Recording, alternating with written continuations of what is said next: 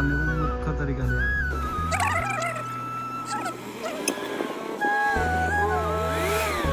यो भाँच्यो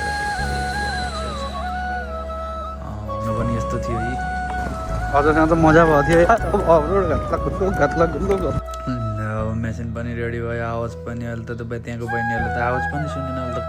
hello guys welcome back to my another blog अनि म चाहिँ आज दमौलीतिर कफी मेसिन बनाउन गएको थिएँ यसो मेसिन पनि बनाएको भिडियो खिचौँ भनेर तरिका आयो किनकि यो वेदर हेर्दाखेरि यो बाटो हेर्दाखेरि अनि ट्याक्क मैले चाहिँ कफी मेसिन सेसन बनाएको भिडियो पनि हालेको छु अनि यो बाटोको भिडियो पनि अलिअलि त्यस्तो धेरै त खिचेको छैन अनि साउन्ड चाहिँ मैले पछि घर आएर भोइस ओभर गरेँ हो बाटोमा चाहिँ कतै पुरै हावाले युज गरिदिएर छ अनि वहाँ पुगिसकेँ अनि यो मेसिन खोलेर हेर्दैछु यसो के हुँदैछ यसको प्रब्लम भनेर टक्क कफी मेसिन अन गर्दाखेरि चाहिँ बढी आवाज आउने रहेछ त्यो ग्रुप एउटा अन गर्दाखेरि त्यसलाई त्यसको सल्भ गर्नु छ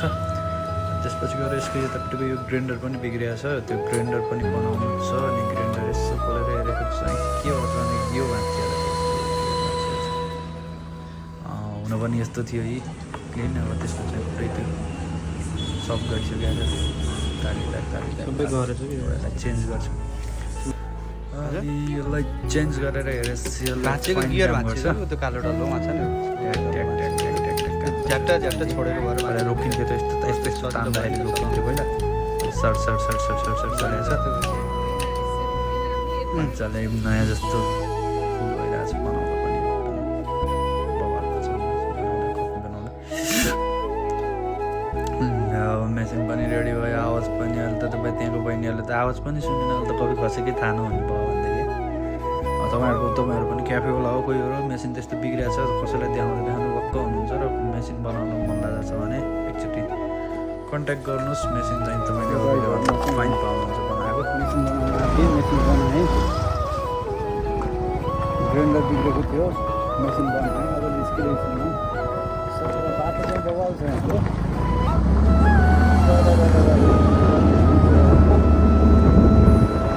बाटो चाहिँ बवाल छ क्या यहाँ फिनिसिङ हामीले जुन फिनिसिङ भनेको थियो नि त्यो मात्रै फिनिसिङ रहन्छ क्या यहाँ गाइस अर्को मेन कुरो चाहिँ मेन इम्पोर्टेन्ट कुरो चाहिँ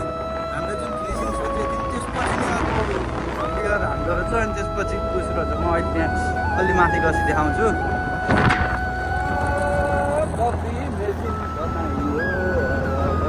हेर्नु यो मौसम यो बेलाको मौसम चाहिँ मलाई एकदम मनपर्छ फेरि है सर सब क्लियर हुन्छ पानी फेरि 2 बजेदेखि पानी पर्छ पोखरामा अन्त के हुन्छ पोखरामा फेरि 2 बजे कि पानी पर्यो त्यस्तो हुन्छ पोखरा फेरि होइन अब म चाहिँ यहाँबाट फर्केर अब पोखरा जाँदै हिँड्छु गाइजहरू यहाँ हो कि कहाँ भनेर यहाँ हामीले जुन यसलाई फिनिसिङ सोचेको थियौँ नि यो मात्रै फिनिसिङ रहन्छ कि गाइजहरू यहाँबाट यस्तो लेयर छुट्यो नि यो पछिको पनि यो बाटोलाई राम्रो भनेको हामीले होइन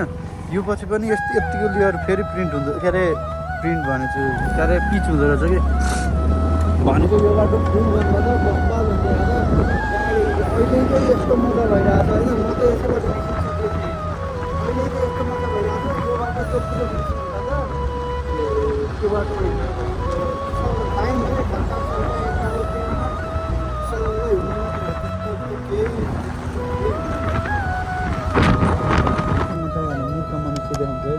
त्यहाँ स्कुटरमा झ्याम्मै हालो त्यसले स्कुटर खोलामा यता जानु उता जानु भएको छ क्या छ त्यसले पठाउनु झ्याम्मै हाल्यो के छ है त त्यसको 100% त्यता हाल्ने पनि मूर्ख तरिकाले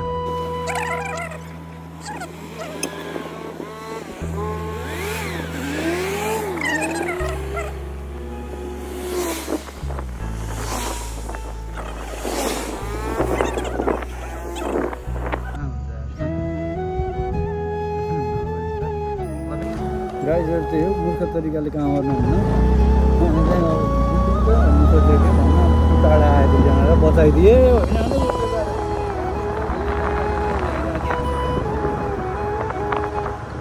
यस्तो जग्गाहरू हालिदियो त नि अझसँग त मजा भएको थियो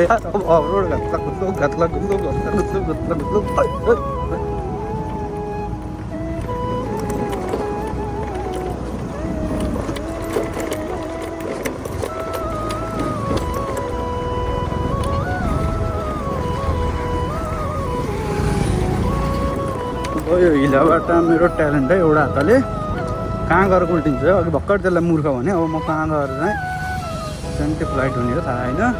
हिलो बाटोमा एउटा हातले हो है, एउटा हात आमो भएको छ बाइकहरू। मेरो फेरि पछाडिको स्कुटरको टायर फेरि सेट्ठा छ, सत्लाप सत्लाप सत्लाप सत्लाप हुन्छ।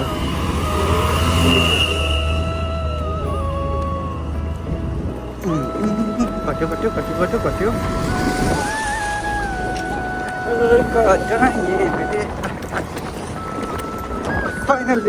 फाइनल्ली कच्ची रोड त सकियो भनेको यता कच्ची धेरै नभन्छ।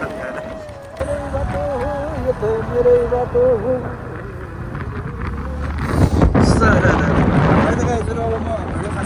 धेरै लामो पनि बनाउनु, छोटो छोटो भिडियो बनाउँछु।